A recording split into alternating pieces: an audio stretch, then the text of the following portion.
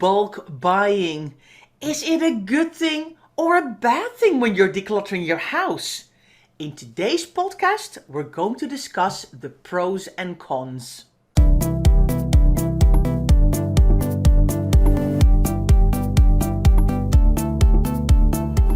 You're listening to the Declutter Hub podcast, bringing you tried and tested, no-nonsense tips and advice from the leading experts in decluttering and organising your home. Now here are your hosts, Ingrid Jansen and Leslie Spellman.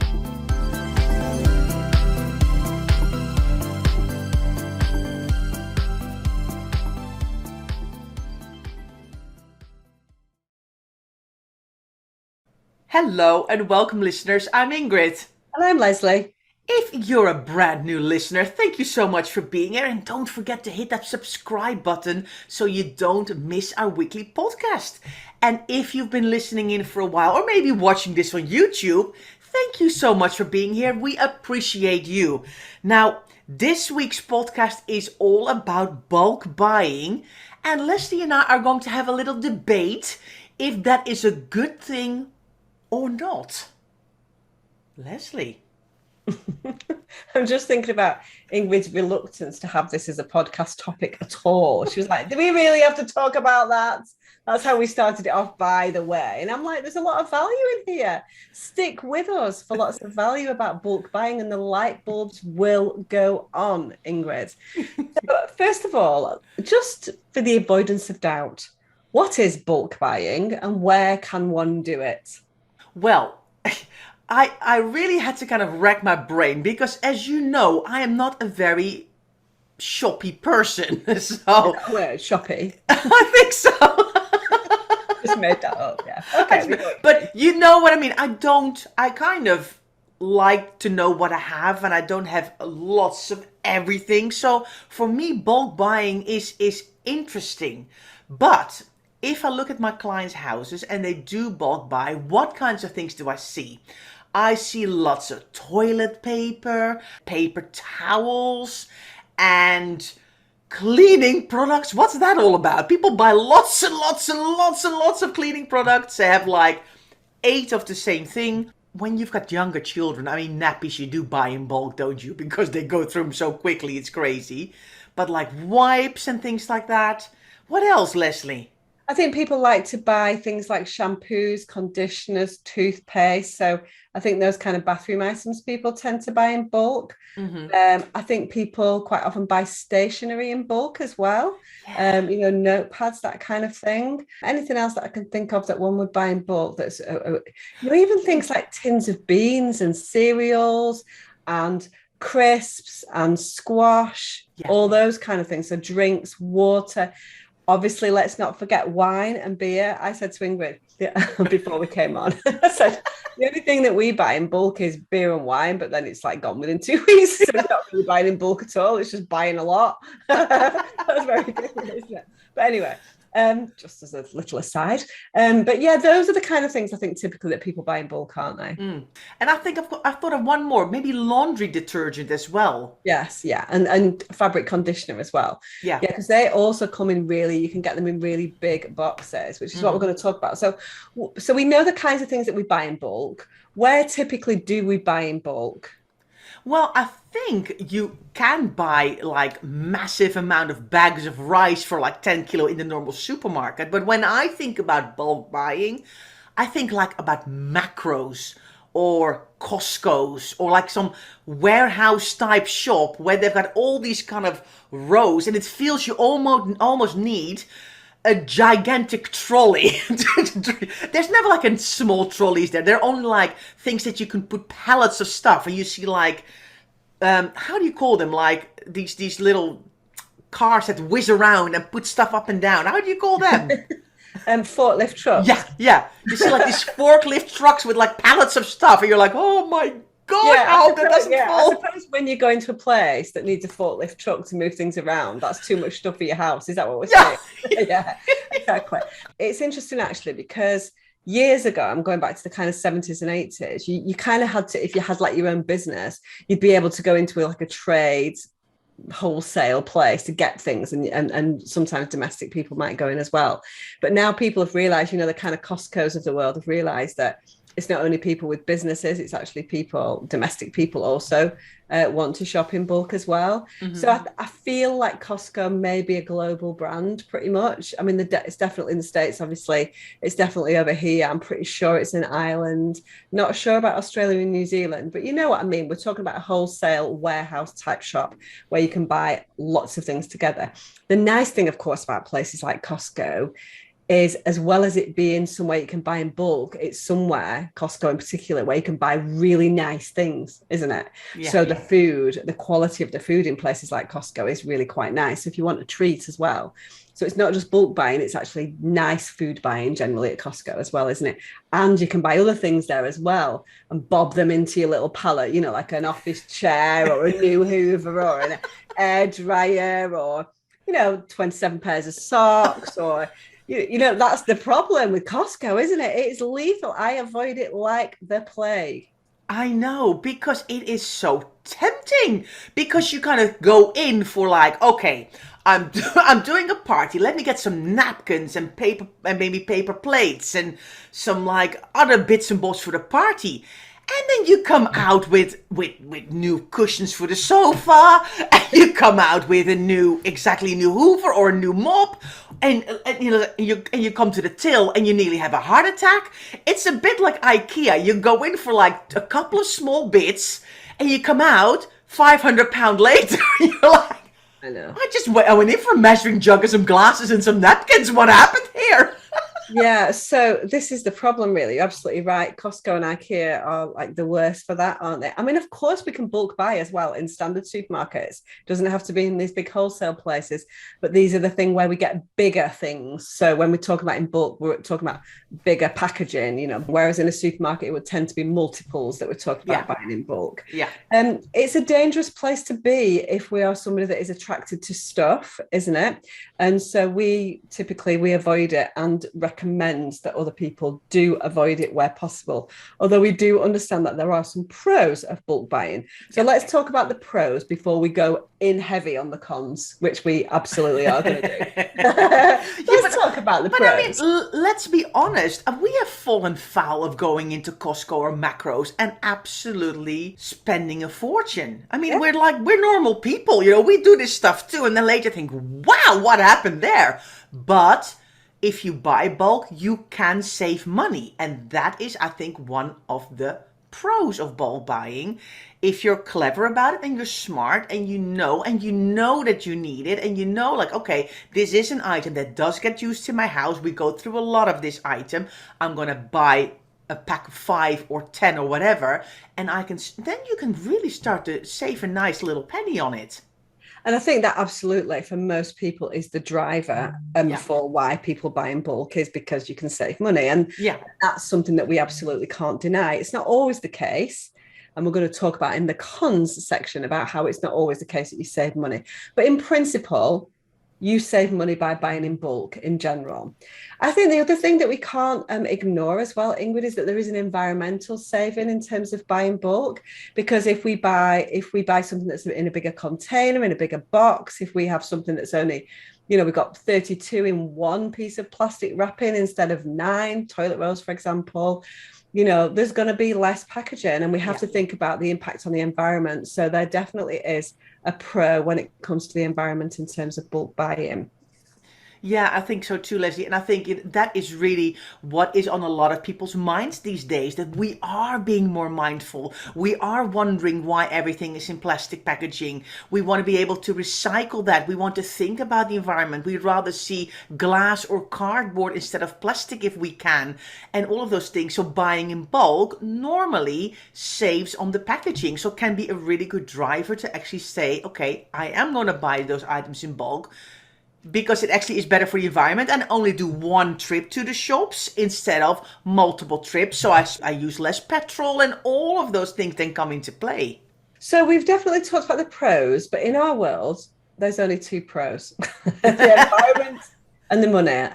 And there are lots of cons, which we're going to discuss after the break.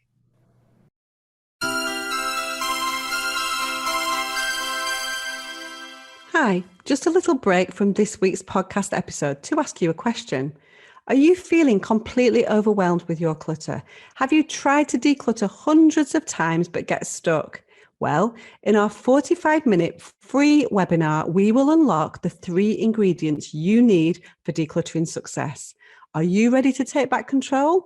All the details you need are at declutterhub.com/3-ingredients.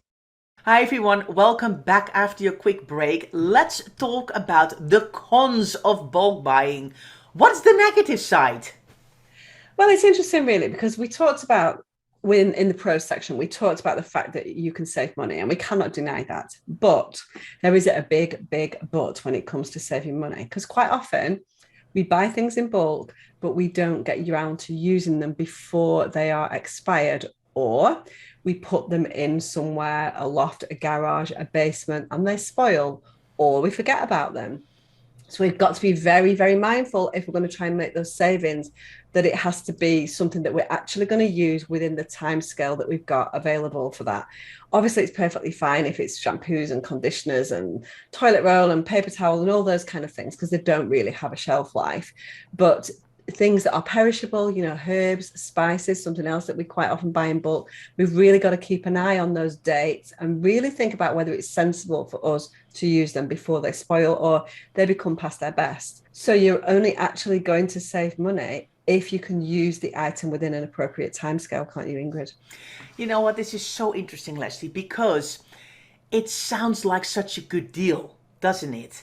But if you've got a house full of extras stashed everywhere, you completely lose sight of how much you have. Now, of course, and let's be honest here. Our houses here in the UK are mostly much smaller than in the US, so we don't have all of these beautiful areas and basements where we can set up shelving, we can put all our stuff in. We normally have to kind of stash stuff away here, there, and everywhere to store all this bulk buying. And then things get put in front of it, we forget about it, it kind of lingers in a cupboard, and then we never see it anymore until one day we're like, I thought I had some of this stuff, and then we can't find it, so we end up buying it again. And that's how people end up with multiples of everything. And that's when we very regularly hear, when we say, okay, eat from your pantry, use up what you have, use things up. And people are like, I can't even believe it. I've got 12 shampoos in my cupboards. I had no idea. That's enough shampoo for 3 years, Leslie and Ingrid. What happened? And then they still feel that they're using stuff up. And it does feel good because you can save money then. But still, you're on that balance of, have I got enough time to use it up? Do I actually still like this brand? Have I switched to something else? And if you've got so many multiples of everything, and then you change gear because you want something else now, you're stuck with all this stuff. I think it's really important, if you do want to bulk buy, that you've got an organized system in place. So you've got somewhere, we're talking about overflow storage. Now, very few people, when they bulk buy, can fit all that stuff in their kitchen cupboards. So it is going to be very reliant on having a space somewhere, whether that's basement, loft, garage, utility room, whatever that might be, to store this stuff, which takes us very neatly onto space. Now, quite often when it comes to bulk buying, what we need to do is we need to work out, what do we want? Do we want the money saving, or do we want the space? And I think we've been sort of tuned into trying to save that money and bulk buying. We just think, oh, if I can get 3 for 2, then I need to get 3 for 2 rather than buying one, for example. We're a marketer's dream is the bottom line of this. And so we fall for it every time, when actually we only need one. We've probably already got some at home anyway, but we buy it because it's on a 3 for 2 deal. And there's no problem with that, but we have to keep control of the bulk buying. And what we see in clients' houses that tend to be more cluttered and tend to be gatherers of stuff is that this stuff goes to waste, either because it expires or because people can't find it. And then, as Ingrid rightly says, we've got this scenario where people are like, how did I end up with 12 shampoos? That's just ridiculous. And so there's things like that. So you've really got to have a very controlled system if you're going to bulk buy. So we're not saying don't bulk buy, but we're saying evaluate. Have you got the space for an overflow system? Are you organized enough to maintain and keep control? It's almost like stock control in a supermarket. really, you have to keep control of what you've got. And is that the sensible thing to you? Where's the compromise here? What do you want? Do you want the space or do you want the stuff? All boils down to that, doesn't it, Ingrid? Yeah, yeah, for sure. And the interesting thing is when you buy bigger, you really need to think about, does this fit in my cupboards? Because it's not only the amount of stuff, so the amount of bottles or the amount, but if it's very tempting to go, I'll go for the bigger size. But if that box then doesn't fit in your cupboards, it stays out on the side. So that's when you see kitchen counters full of cereal boxes and large packaging of pasta and all of those things, because they don't fit in the standard space in the pantry or in whatever it is, because they're too big. And then it has to be put somewhere. And that's when how people end up with loads of stuff on top of their fridge, because that's the only place where where the item will fit. So again, we have to compromise on that as well. So as well as compromising on working out, do we want the space or the stuff? Do we want the aesthetics of a streamlined space, or are we happy to have that 750 gram of cereal that won't fit in my cupboard on the top of my fridge? And your decision might be, do you know what? I would rather have that big cereal because that's what I need. And, you know, I need that. I haven't got space in my cupboard, but I'm happy to make that compromise. Or if you are on a kind of mission to have a more streamlined space, and that's what your driver is, you probably then need to go for that smaller box. I know that for many years, I have been talking to clients about this, and a light bulb goes on, which is, I never even thought about buying a smaller box.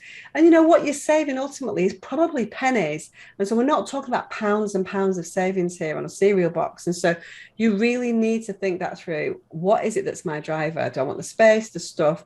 And am I really, you know, tuned into the aesthetics of what my kitchen is going to look like?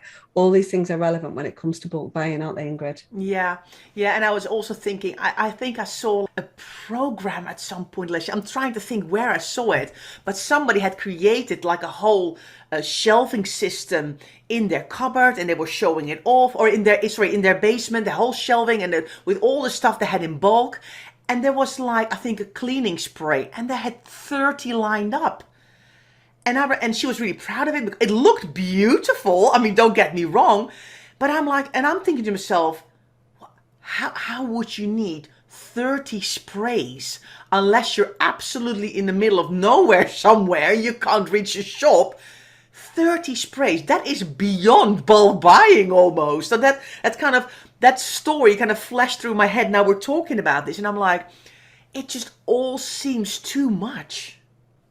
I think ultimately it's very important to shop intentionally. You know, we're always talking about shopping intentionally. You know, think about what you need and go out and buy what you need, and ideally don't buy extra. And the problem with bulk buying, particularly in supermarkets, is we kind of get wrapped up in the moment, don't we? We see something on an end plinth in a supermarket and we think, that's too good of an offer for me to let go. I need to buy it. And so we didn't intend to buy it, but because the offer is so great for us to buy that in bulk, we end up buying it. It's very, very important for us because clutter and shopping habits are kind of wrapped up together. Now, back in 2021, for our Black Friday, or what was our anti-Black Friday revolution, if you remember, Ingrid, we did Don't Buy, Ask Why. And it's the same with food as it is with clothes. I mean, that was really definitely focused more on other stuff and not perishables, consumables. But I think it's the same for food. You know, don't buy something just because. Buy something because you actually need it. So ask why. Why am I buying 3 shampoos when I know that I've already got 5 or 6 at home and I don't need them? I'm just buying it because it's cheap. It's so important to get that right, because we see the aftermath of that all the time, don't we, Ingrid? We see the aftermath of what that becomes. It then becomes clutter. It then becomes things that we've forgotten about, and it then becomes wasted money. And that's what we're trying to avoid, isn't it? Yeah, I think that's it's that vicious circle that people are then in, because interestingly enough, they bought it because they wanted to save money, so they put it somewhere, but something else gets put in front of it, then they can't find it, so they buy it again because they can't find the original one, and then this way, this is exactly how that clutter then spirals out of control. And once you start to pull stuff out of cupboards and start to put like with like and go, look at how many there are, that's when people go, I can't believe I ended up with 12 shampoos, because they were here, there, and everywhere. And once you start to categorize things and put things together, you see how many you have. And then almost the blinkers fall off and they go, wow, How did it happen? And then when you can start to think about that, the light bulbs go on and it's like, I'm actually falling foul of the bulk buying or the 3 for 2, and I'm not shopping intentionally. I'm just randomly picking up bits without using what I currently have in my house. Do you know what, Ingrid? You just reminded me of the journey that people go through really in our membership. And so it's part of that mindset change, isn't it? Well, there's an awful lot that needs to come before. We need to work out our emotions. We need to work out our habits. What are our drivers for shopping? All of those things. But once people start to learn to love and live with less, then all of a sudden you don't want to bulk buy because it's going to kind of mess up all your good work. I think that's it. But it takes a while for people to get to that point. Now, we're not saying that bulk buying is bad, but even if you want to bulk buy, and everybody bulk buys something, because there are things that we need in bulk, there are things that we need a lot of generally, but be intentional about what you bulk buy. So we're not saying don't bulk buy, we're saying just be mindful. If you know that you get through all those paper towels, you know that you get through all those toilet rolls, you know that you're somebody who does a lot of laundry, go for it with the bulk buy. And of course, why would you not? But don't just bulk buy because you see something on offer and think that's a great idea, and in the long run that's going to save me money, because the chances are it probably won't. And in the process, it's going to clutter up your house and make you feel less in control. So listeners, that is it, our podcast about bulk buying. Has this podcast made you think? Tell us, let us know. We would love to hear from you in the comments or in a review. Tell us, what are you bulk buying? Walk around your house and be honest with yourself and think to yourself, oh yeah, I do that too. We would love to know what that is. Or tell us in our Facebook group. Thanks so much for being here, and we'll see you soon.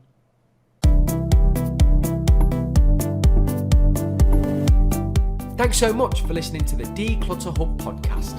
Don't forget to subscribe to us in your podcast player so you don't miss an episode, and we'll see you next week.